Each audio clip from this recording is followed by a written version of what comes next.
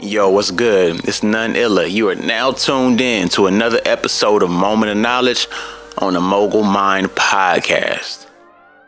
Yo, I want to talk about understanding your level of goals. By understanding the level of goals you want to achieve, you understand what you want to accomplish. You understand the pressure you have, but you also understand when you shouldn't be celebrating. A lot of times people want to celebrate every move you make. Sometimes there's a point for that, but it's not a point for that if you know what your goals are. So let's say your goal is to fly 10,000 miles in a plane, hypothetically speaking, right? Some people will celebrate just because you stepped onto the plane, or you celebrate just because you put on the pilot outfit or something. They want to go out and they want to party and they want to throw you a party, or they want you to overly make statements like, oh my gosh, like, I'm glad I'm here and I did this and I did that. But that's not even your goal. You know your goal is just so far from your goal. The tip is to acknowledge it, but not stress on it.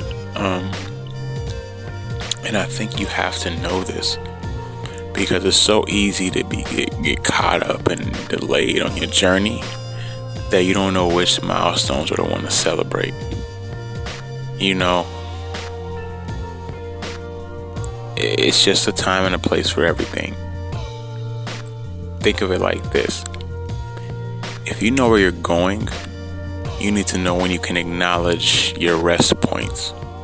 You need to know where you can acknowledge your levels of actually having a chance of making it. Because not everyone gets that goal in their head, so not everyone has the same milestones. So what they want to celebrate sometimes is way different than what you think about. And the best detector is to know where you want to be, right? So when you have a breakthrough, so back to that 10,000 mile situation, right? If you're celebrating putting on the outfit, you haven't even broke the surface of your goal. You know, hitting the air might be the first feat you do, the first time you get the plane in the air.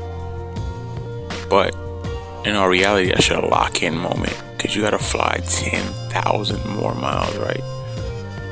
Your first 1,000 might be a nice little break, because you're getting comfortable. You're getting that point where you're like, all right, I can do this, and you start to really emulate the familiar feeling of what you have to do and what you need to accomplish. Let's change the analogy. For instance, school. Like, let's say you want to get your doctorate. Why would you celebrate graduating elementary school? For each person who has a dream and a wish, your focus shifts. Your intention shifts. You get to that point to where you really lock in. You lock in because you know it's focused. You're focused on accomplishing your goal. If you're so pinpoint on doing stuff, the audience, the people watching, the spectators, they're going to want to celebrate. People just need a reason to get you off your game anyway. So of course they want to celebrate and do whatever and appreciate. But they're not down there working with you and the hard work it takes. When scientists are testing formulas, they don't celebrate because they got the chemicals. You know how many different mixtures of those chemicals they have to put together to get the results they want? And then the first time it happens, they got to do it again. They got to measure it 10 times, 20 times, 30 times. And again. Then they got to go sleep, wake up, test it again. It needs to be so flawless before they even share it with someone to say, this is it, this is pinpointed, this is me doing it. If you're not doing that with your life, I'm not going to celebrate you because you're in the process of your passion and you found out how to make things work. Someone who doesn't know how to turn on a car will celebrate you because you figured out how to unlock it.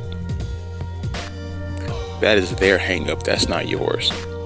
For your goal, that's expected. So push through for your dreams, but also don't just celebrate because other people tell you to celebrate.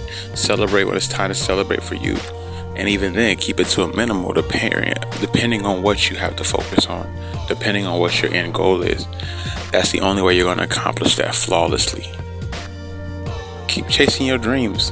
Don't forget to follow me at none_illa, www.noneilla.com. Y'all know how to find me. I'm out.